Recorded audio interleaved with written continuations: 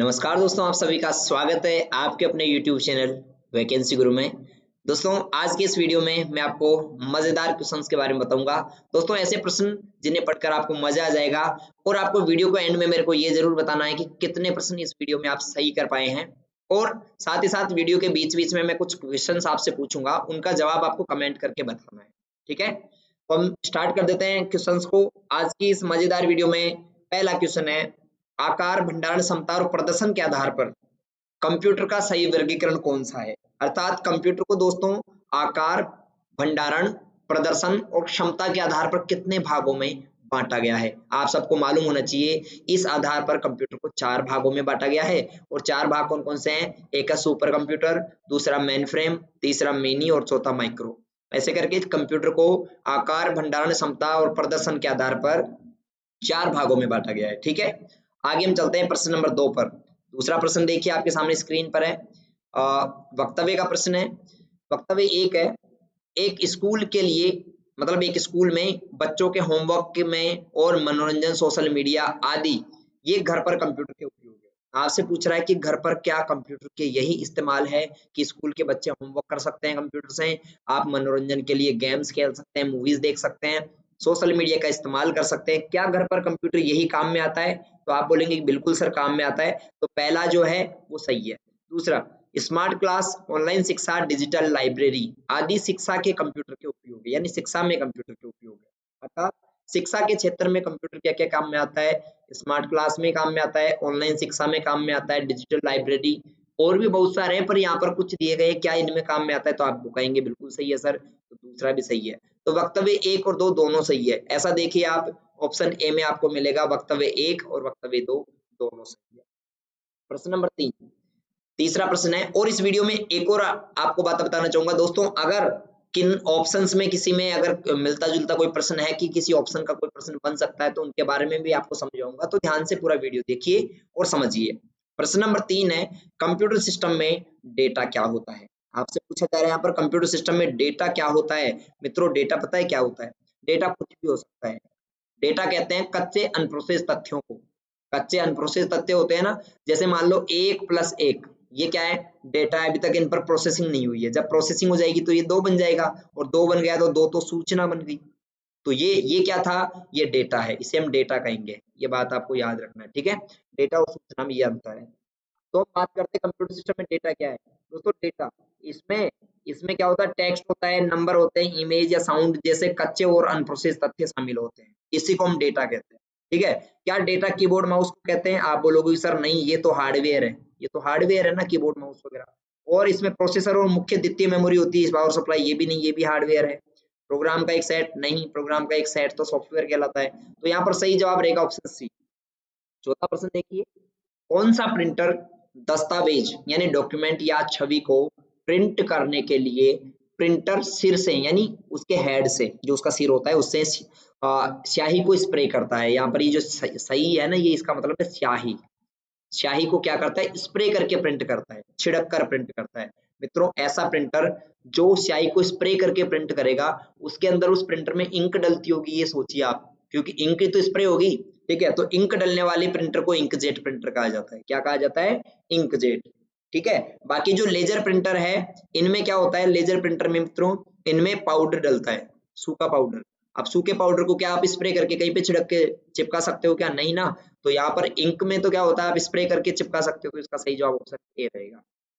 अगला 5वां देखिए, हम कंप्यूटर सिस्टम में कैश मेमोरी का उपयोग क्यों करते हैं? आपको बताना चाहूंगा दोस्तों, मेमोरी के प्रकार में पहले प्राइमरी और सेकेंडरी ही मेमोरी होती थी। आजकल एक नई मेमोरी आ गई, उसका नाम है कैश मेमोरी।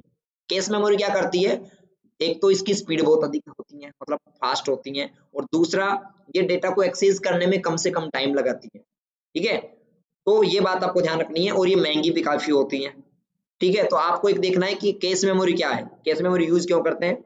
यह डेटा भंडारण के लिए ऑप्टिकल और चुंबकीय तंत्र का इस्तेमाल करती है। गलत, ऑप्टिकल और चुंबकीय नहीं करती है, तो सेकेंडरी स्टोरेज करता है। दूसरा, इसमें मुख्य मेमोरी की तुलना में कम एक्सेस समय होता है। बिल्कुल सही है, यानी कि जो मेन मेमोरी होती है उससे कम समय में ही ये क्या करती है? डेटा को एक्सेस कर लेती है। तीसरा, इसमें द्वितीयक मेमोरी की तुलना में कम कुछ बनाना की जो है क्षमता होती है, ये भी गलत है। और चौथा, ये स्थायी रूप से डेटा संग्रहित करती है। गलत है, ये भी अस्थायी मेमोरी होती है। यानी ये भी डेटा को अस्थायी रूप से कुछ समय के लिए सेव रखती है, फिर बाद में डिलीट कर देती है। छठा प्रश्न देखिए, डीपीआई का पूरा नाम क्या है? मित्रों डीपीआई का पूरा नाम होता है डॉट्स प्रति इंच, है ना। अब डीपीआई होता क्या है ये ध्यान से सुनो। डीपीआई में प्रिंटर की गति को मापा जाता है, ठीक है। प्रिंटर की गति की जो गुणवत्ता होती है ना, उसको डॉट्स पर इंच में मापा जाता है। एक प्रिंटर की जो गुणवत्ता होती है ना, उसकी स्पीड जो होती है, उसको किस में मापा जाता है मित्रों? डीपीआई में, डॉट पर इंच में, ठीक है।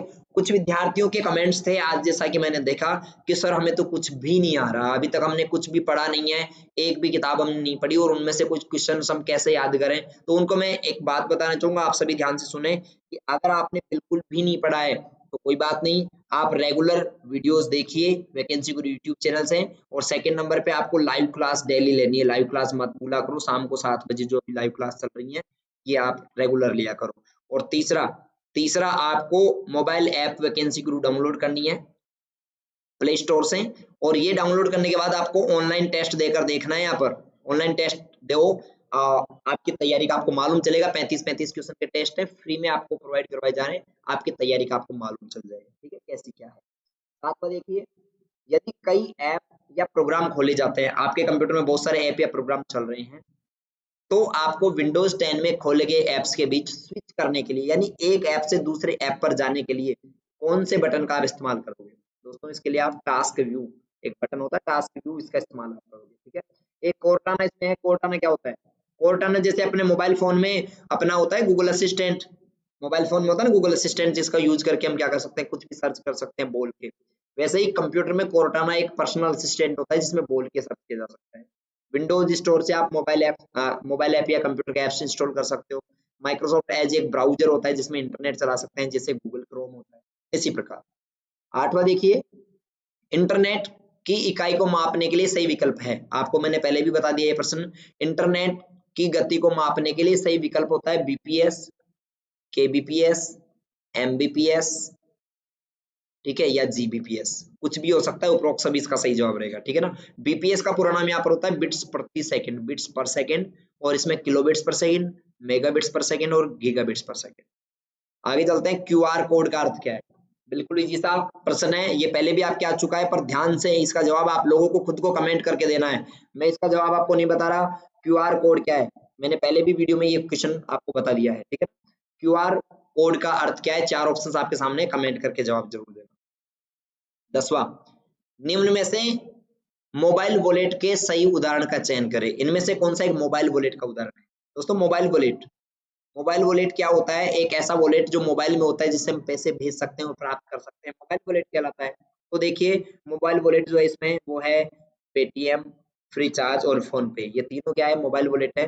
बाकी मोबाइल वॉलेट ये थोड़ी है उपयोगकर्ता आईडी, पासवर्ड, ओटीपी, ये नहीं है। दूसरा debit card, credit card, net banking, ये भी नहीं है। गूगल ड्राइव, पेन ड्राइव, राज वॉलेट, ये भी नहीं है। ये क्या है?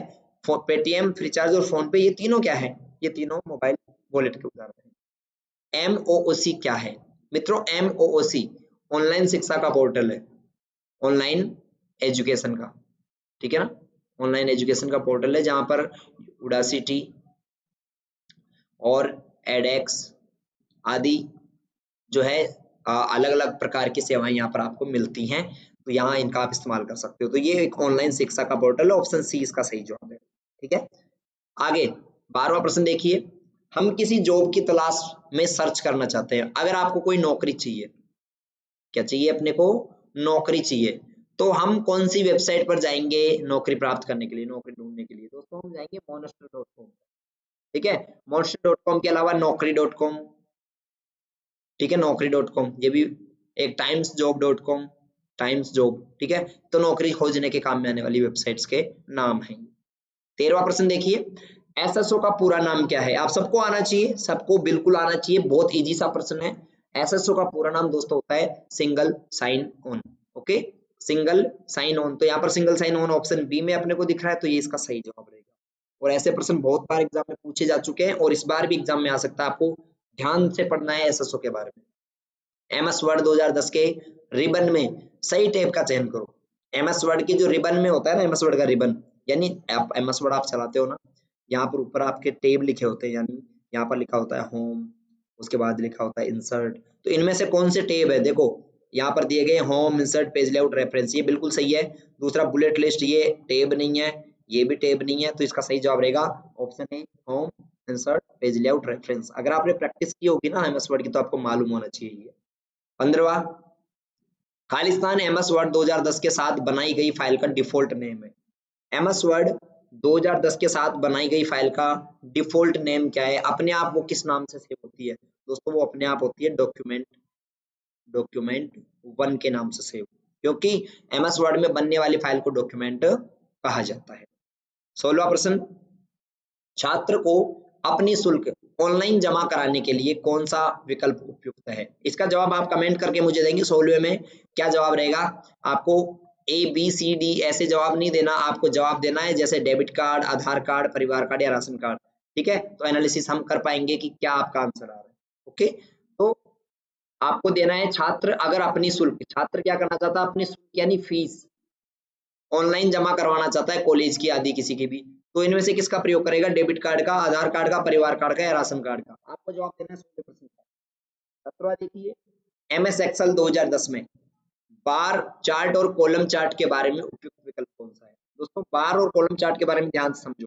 एमएस एक्सेल में चार्ट बनते हैं, चार्ट एंड ग्राफ है ना, तो ये तो आपका है कॉलम चार्ट, ये कॉलम है ना, इसमें आपको कॉलम दिख रहे हैं सीधे, और एक बार चार्ट होता है इस प्रकार वाला, ये भी ऐसा ही होता है पर ये इस प्रकार से डेटा बनाता है।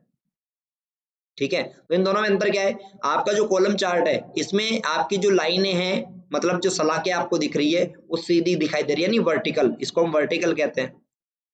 ठीक है, और ये आपको हॉरिजॉन्टल दिखा रहा है ना।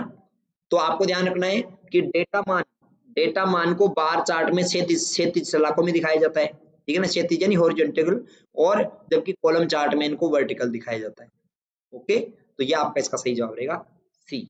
कॉलम, आपको ध्यान है कॉलम किसे कहते हैं? स्तंभ को कहते हैं ना, स्तंभ सीधा खड़ा होता है, सीधा होता है कॉलम, तो वो कॉलम चार्ट सीधा वाला है, और आड़े वाला क्या है? आपका बार चार्ट। आगे 18वां प्रश्न है, एमएस पावर पॉइंट 2010 में प्रेजेंटेशन की पहली स्लाइड से शुरू करने के लिए कौन सी सॉफ्टवेयर का प्रयोग करेंगे? आप एमएस पावर पॉइंट में यानी पीपीटी में, ठीक है, पावर पॉइंट में आप क्या करना चाहते हैं? प्रेजेंटेशन को पहली स्लाइड से शुरू करना चाहते हैं, फर्स्ट स्लाइड से प्रेजेंटेशन चलाना चाहते हैं, तो आप F5 बटन दबाएंगे। कौन सा बटन दबाएंगे? F5। तो इसका सही जवाब ऑप्शन डी यहाँ पर हो जाएगा।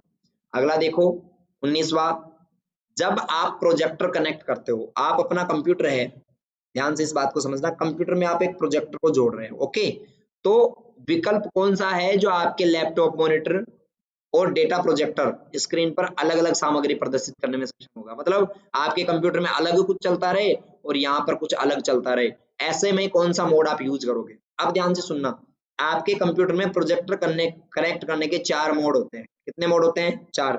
4 मोड कौन कौन से? एक तो होता है PC screen only. PC screen only में क्या होगा? केवल आपके कंप्यूटर में ही दिखाई देगा, प्रोजेक्टर में कुछ भी दिखाई नहीं देगा। समझ में आ गई ये बात? पीसी स्क्रीन ओनली आपको समझ में आ रहा है नाम से ही कि पीसी स्क्रीन ओनली में दिखाई देगा। डुप्लीकेट में क्या होगा? दोनों में डुप्लीकेट, यानी यहाँ पर जो दिखाई देगा वही यहाँ पर दिखाई देगा। समझ गए? एक होता है एक्सटेंडेड, एक्सटेंड यानी विस्तारित, ठीक है ना, विस्तारित यानी अलग अलग, आपको इसमें अलग दिखाई देगा और इसमें अलग दिखाई देगा, विस्तारित। और सेकंड स्क्रीन ओनली, अब आपको समझ में आ गया सेकंड स्क्रीन कौन सी है? प्रोजेक्टर है, ठीक है, तो केवल प्रोजेक्टर में ही दिखाई देगा, कंप्यूटर में कुछ भी दिखाई नहीं देगा। तो ऐसे करके 4 व्यू है। यहाँ पर पूछ रहा है दोनों में अलग अलग दिखाना है तो कौन सा यूज करोगे? आपको सबको पता है एक्सटेंडेड। ठीक है, आगे 20वां है, निम्न में से कौन सा साइबर खतरे के प्रकार है? इनमें से कौन से साइबर खतरों के प्रकार है? ठीक है, साइबर खतरे किसे कहते हैं? ऑनलाइन माध्यम से अगर हमें कोई भी नुकसान पहुंचाने की कोशिश करता है, ठीक है, ऑनलाइन माध्यम से अगर हमें कोई नुकसान पहुंचाता है तो उसे हम साइबर थ्रेट यानी साइबर खतरा कहते हैं। तो यहाँ पर ऑनलाइन माध्यम से हमें नुकसान किससे पहुंचता है? वायरस से, कंप्यूटर में वायरस नुकसान पहुंचाता है ना, ट्रोजन हॉर्स से और स्पाईवेयर से, यानी ये साइबर खतरे हैं। बाकी क्रोम, फायरफॉक्स और एज, ये तीनों तो ब्राउजर है, और ब्राउजर से अपने को थोड़ी ना कोई नुकसान पहुंचता है, नहीं पहुंचता। तीसरा play store, app store, window store, ये तीनों भी ये ऐप स्टोर हैं सारे, यहाँ से अपन एप्लीकेशन इंस्टॉल कर सकते हैं। और ये जो HTTP वगैरह है इनको हम प्रोटोकॉल कहते हैं। तो प्रोटोकॉल तो नियम होते हैं जो हमें कोई नुकसान नहीं पहुंचाते, ठीक है, तो इसका सही जवाब रहेगा आपका ऑप्शन ए, वायरस, ट्रोजन और स्पाईवेयर। ठीक है, आगे 21वां, खालिस्तान का उपयोग दो स्थानों के बीच रास्ता खोजने के लिए किया जाता है। बिल्कुल इजी सा प्रश्न है, आप सबको आना चाहिए। आपको मान लो इस जगह से इस जगह जाना है, ठीक है। मान लो मैं जयपुर का रहने वाला हूँ और मैं बीकानेर चला गया, ओके। और बीकानेर में एक माता जी है, वहां उनका मंदिर है जहाँ पर व्हाइट कलर के वहां पर जो है माउस मतलब चूहे वहां पर हैं, तो वो देशनोक माता का मंदिर है। वहां पर मैं मान लो रास्ता नहीं जानता, मैं बीकानेर तो पहुंच गया, वहां से देशनोक मेरे को जाना है, तो मैं कैसे जाऊंगा? आप सबको पता है, मैं गूगल में जाऊंगा और गूगल का मैं क्या यूज करूंगा? मैप यूज करूंगा। क्या यूज करूंगा? मैप। तो मैं आराम से सीधा बीकानेर माता जी के मंदिर में जाऊंगा, प्रणाम करूंगा, दर्शन करूंगा और वहां से प्रसाद लेकर वापस लौट जाऊंगा। तो यहाँ पर किसका इस्तेमाल किया गया? गूगल मैप का। तो ये आपको बात समझ में आ गई होंगी कि गूगल मैप दो स्थानों के बीच रास्ता खोजने के काम में आता है। अब एक शेयर इट ऑप्शन है, आप पूछेंगे सर शेयर इट क्या होता है? शेयर इट होता है दो, अगर आपका मोबाइल फोन है आपके पास और दूसरा मोबाइल फोन है, उसमें से आपको कोई भी फाइल ट्रांसफर करनी है कर लो। राजस्थान संपर्क क्या है? राजस्थान संपर्क पर आपको कोई भी सरकारी सेवाओं से संबंधित, यानी जैसे मान लो कोई भी सरकारी सुविधा में आपको बाधा आ रही है, आपका कोई काम नहीं हो पा रहा, ठीक है, या फिर आपने वहां पर काम के लिए अर्जी की और हो नहीं रहा, तो आप शिकायत कर सकते हो राजस्थान संपर्क पर 181 टोल फ्री नंबर पर कॉल करके। और एक ई मित्र, ई मित्र तो आप सभी जानते ही हो, ठीक है। आगे 22वां प्रश्न, HTTPS में अक्सर एस का तात्पर्य क्या है? HTTPS में एस का मतलब क्या होता है? दोस्तों HTTPS के अंदर एस का मतलब होता है सिक्योर, ठीक है। सिक्योर यानी हिंदी में क्या कह सकते हैं? सुरक्षित। ओके, ये बात आपको ध्यान रखनी है। आपको कमेंट करके मुझे ये बताना है, एक कमेंट आपको करनी है और एक प्रश्न का जवाब देना। मैं आपसे पूछ रहा हूं यहाँ पर ई मित्र, ई मित्र जो है यहाँ पर ई मित्र का पूरा नाम क्या होता है? ठीक है, ई मित्र का फुल फॉर्म क्या होता है, ये आपको कमेंट करके बताना है। 23वां प्रश्न है, MS एक्सेल 2010 में पार्ट स्ट्रिंग की लंबाई ज्ञात करने के लिए, यानी एक्सेल में, एक्सेल है, एक्सेल में आपको लेंथ ज्ञात करनी है। लंबाई को अंग्रेजी में क्या कहते हैं? ठीक है, लेंथ कहते हैं। क्या कहते हैं? लेंथ। तो लंबाई मापनी है तो आप किसका यूज करेंगे? लेंथ। और लेंथ को शॉर्ट में लेन कहते हैं, लेन, LEN। तो यहाँ पर लेन फंक्शन का इस्तेमाल करेंगे, ठीक है, ध्यान रखना। लेन, LEN, इसमें किसी भी टेक्स्ट की लंबाई, लंबाई कैसे? जैसे यहाँ पर लिखा हुआ है राम, है ना, राम मैं यहाँ लिख देता हूँ राम। अब आपको इसमें ये गिनना है कि इसमें कितने अक्षर हैं, तो ये तो छोटा ही आपको पता लग जाएगा फटाफट से, 3 अक्षर है। पर अगर बहुत बड़ा टेक्स्ट हो तो उसको मापने के लिए हम लेन फंक्शन लगाते हैं, ठीक है, ये बात याद रखना। 24वां, खालिस्तान फाइल एक्सटेंशन वाली फाइल को जीमेल का उपयोग करके नहीं भेजा जा सकता। ये प्रश्न मैंने पहले बता दिया। .exe वाली जो फाइल है ना, इसको हम नहीं भेज सकते। .exe की वाली जो फाइल होती है ना कोई भी एक्सटेंशन की, उसको हम ईमेल के साथ नहीं भेज सकते, ठीक है। कल एक विद्यार्थी का कमेंट था, वो मैंने पढ़ा, वो पूछना चाह रहे थे कि क्या सर हम नोट्स लिखें आपकी वीडियो से देखकर? तो मैं आपको कहना चाहूंगा डियर, आपको कोई भी नोट्स वगैरह लिखने की आवश्यकता नहीं है। अगर आपको ये क्वेश्चंस लिखित में चाहिए तो आप वैकेंसी गुरु मोबाइल ऐप प्ले स्टोर से डाउनलोड कर लो, ठीक है।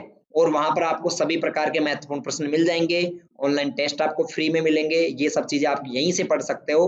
मोबाइल ऐप डाउनलोड कर लो या फिर गूगल में सर्च कर लो वैकेंसी गुरु, ठीक है, यहाँ से भी ऑनलाइन अगर आपको ऐप इंस्टॉल करनी है तो आप प्ले स्टोर से जाके देख ही सकते हो। आगे चलते हैं अपन अगले प्रश्न पे।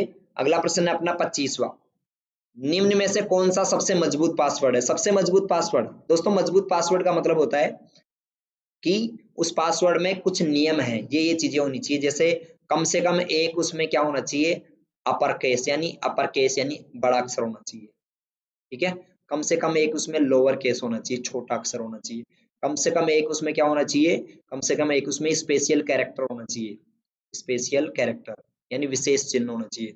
कम से कम उसमें एक नंबर होना चाहिए, ये इसकी कुछ विशेषताएं। पांचवा, उसमें कम से कम 8 से लेकर 13 अक्षरों के बीच का इतने अक्षर उसमें होने चाहिए। अगर ये सारी चीजें किसी में हैं तो वो एक मजबूत पासवर्ड है। तो यहाँ देखो, इसमें देखो नंबर भी है, बड़ा अक्षर भी है, छोटा भी है, विशेष चिन्ह भी है, यानी ये मजबूत पासवर्ड है। इसमें देखो विशेष चिन्ह नहीं है, इसमें विशेष चिन्ह नहीं है, इसमें भी नहीं है, तो ये तीनों मजबूत पासवर्ड के निशान नहीं है और मजबूत पासवर्ड यहाँ पर ऑप्शन ए रहेगा। ये ध्यान रखना है आपको, ये कुछ नियम है, अगर ये आपको मिल जाते हैं कहीं पे तो वो मजबूत पासवर्ड है।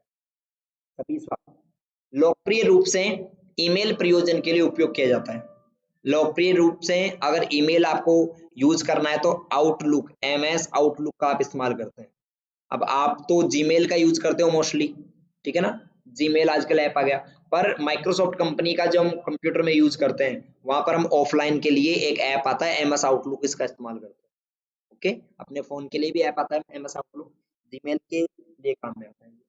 अगला 27वां, विंडोज 10 में सिस्टम रिस्टोर का उपयोग क्या है। दोस्तों रिस्टोर करना, रिस्टोर क्या होता है ध्यान रखना, यानी कि आज आज की तारीख में मान लो आपका कंप्यूटर में आपने बैकअप ले लिया, ठीक है, आज की तारीख में आपने क्या ले लिया, बैकअप, और कल मान लो आपके कंप्यूटर से कोई फाइल डिलीट हो गई, क्रैश हो गया आपका कंप्यूटर, तो आप उसको रिस्टोर करके अपनी फाइलों को पुनः प्राप्त कर सकते हो।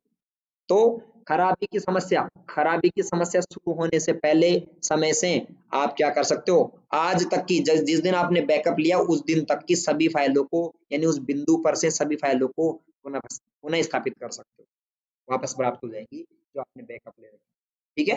तो रिस्टोर यानी पुनः स्थापित करना, ये ध्यान रखना, पुनः यानी वापस से अपनी फाइलों को प्राप्त करना रिस्टोर करना कहलाता है। 28वां, निम्न में से कौन सा ऑपरेटिंग सिस्टम का उदाहरण नहीं है। दोस्तों यहाँ पर ऑपरेटिंग सिस्टम एंड्रॉइड होता है, विंडोज होता है, जीपीएस नहीं होता, लाइनेक्स होता है। जीपीएस क्या है, आप पूछेंगे सर जीपीएस क्या है, ठीक है, मैंने ऑपरेटिंग सिस्टम तो आपको कल की क्लास में बताया था कि ऑपरेटिंग सिस्टम क्या होता है, कंप्यूटर का मूलभूत प्रोग्राम होता है जो कंप्यूटर को चलाने का काम करता है। अगर आपके कंप्यूटर में ऑपरेटिंग सिस्टम नहीं है तो आपका कंप्यूटर स्टार्ट ही नहीं होगा। और जीपीएस क्या करता है, जीपीएस मैप पर आपकी लोकेशन दिखाता है कि आप अभी कहाँ पर हो। आप गूगल मैप यूज करते हो तो एक डॉट बिंदु आता है ना, वो दिखाता रहता है आप जहां जहां जाते हो, जाता रहता है, वो जीपीएस की सहायता से होता है।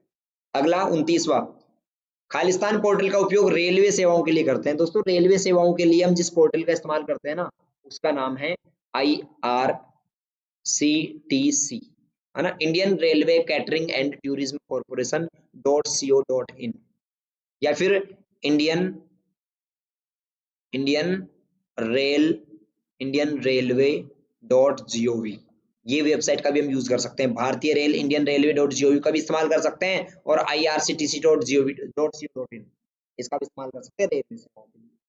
30वां प्रश्न है, MS वर्ड 2010 में पृष्ठ संख्या, शब्द गणना, दस्तावेज की भाषा कौन दिखाता है। अगर आपने MS वर्ड चलाया होगा ना तो आपको मालूम होगा MS वर्ड में सबसे नीचे यहाँ पर एक पट्टी होती है ना, और यहाँ पर कुछ अक्षर लिखे आते हैं कुछ, यानी कि डॉक्यूमेंट में कितने शब्द हैं टोटल लिखा होता है, उसमें लैंग्वेज कौन सी है, ये सब चीजें यहाँ पर लिखी हुई आती हैं। इसको दोस्तों हम स्टेटस बार कहते हैं, स्टेटस बार, यानी आपके डॉक्यूमेंट की स्थिति दिखाता है, उसमें कितने शब्द हैं, ठीक है, उसकी भाषा कौन सी है, डॉक्यूमेंट की सब दिखाने वाला बार है, उसका नाम है स्टेटस बार, ठीक है। अगला नेक्स्ट प्रश्न पे चलते हैं। अगला प्रश्न है आपके सामने 31वां, खालिस्तान प्रतीक का उपयोग MS एक्सेल में एक सूत्र को शुरू करने के लिए करते हैं। MS एक्सेल में कोई भी फॉर्मूला आप शुरू करते हो तो सबसे पहले बराबर का चिन्ह लगाते हो। कौन सा लगाते हो, बराबर का चिन्ह। जैसे मैं अगर टोटल के लिए फॉर्मूला लगाऊंगा सम, तो बराबर सम, ब्रैकेट ओपन, फिर सिलेक्ट, फिर ब्रैकेट ओपन, तो बराबर का चिन्ह सबसे पहले काम में आता है। 32वां देखिए, जीमेल में इनबॉक्स का मतलब क्या होता है। जीमेल में इनबॉक्स होता है मित्रों, इनबॉक्स में हम क्या करते हैं, प्राप्त ईमेल्स को रखते हैं, प्राप्त मेल जो रहते हैं उनको इनबॉक्स में सेव किया जाता है। तो इसका सही जवाब रहेगा ऑप्शन ए, जहां प्राप्त ईमेल रखे जाते हैं उसको हम क्या कहते हैं, इनबॉक्स कहते हैं। 33वां, यूआरएल का पूरा वैध उदाहरण कौन सा है। इनमें से कौन सा एक यूआरएल है। दोस्तों यूआरएल किसी वेबसाइट का एड्रेस होता है, जैसे यहाँ पर लिखा हुआ है ये www.vacancyguru.in, ये एक वेबसाइट का यूआरएल है जहां पर आप मोस्ट इंपोर्टेंट क्वेश्चन RCIT के पढ़ सकते हो, ठीक है। तो गूगल में सर्च कर लो, अगर आप सर्च करोगे गूगल में सर्च वैकेंसी गुरु, तो आप इस यूआरएल इस एड्रेस पे पहुंच जाओगे। तो यहाँ पर देख रहे हो आप, ये यूआरएल नहीं है, ये वाला यूआरएल है, और जिसमें @ का चिन्ह आता है वो तो मेल आईडी है, और ये कुछ नहीं है। तो यहाँ पर यूआरएल होगा, आपका संपूर्ण यूआरएल होगा https सबसे पहले आता है, फिर www.vacancyguru.in, ये वेबसाइट का यूआरएल है। 34वां देखिए, MS पावर पॉइंट में स्मार्ट आर्ट ग्राफिक्स किस में उपलब्ध होता है। दोस्तों पावर पॉइंट में स्मार्ट आर्ट जो रहता है ना, वो आपका इंसर्ट टैब में होता है, और पावर पॉइंट में नहीं, MS वर्ड और एक्सेल में भी स्मार्ट आर्ट का जो ऑप्शन होता है, पिक्चर्स होती हैं, शेप्स होती हैं, ऑडियो, वीडियो, साउंड, जो भी चीजें होती हैं वो सब इंसर्ट टैब में ही। अगला और लास्ट प्रश्न है, ईमेल में BCC का पूरा नाम क्या है। दोस्तों जब आप ईमेल भेजते हो तो उसमें एक फील्ड होता है, उसका नाम है BCC। यहाँ पर BCC का पूरा नाम होता है blind carbon copy, blind carbon copy, ठीक है, ठीक है। तो ऐसे करके 35 में से कितने प्रश्न आपके सही हुए कमेंट करके बताएं। और दोस्तों विश्वास रखिएगा, अगर आप रेगुलर वीडियोस को देखेंगे तो आपकी बेहतर परसेंटेज बनाने की गारंटी मैं लेता हूँ। आप जब तक वैकेंसी गुरु से पढ़ रहे हैं तब तक आप टेंशन मत कीजिए कि आपकी जो है आप आरक्षण में पास नहीं हो सकते, ऐसी बातों के लिए। ठीक है दोस्तों, मिलते हैं अगले वीडियो में, तब तक के लिए गुड बाय, बाय बाय, धन्यवाद। आप सभी का प्यार मिला उसके लिए बहुत बहुत आभार और धन्यवाद।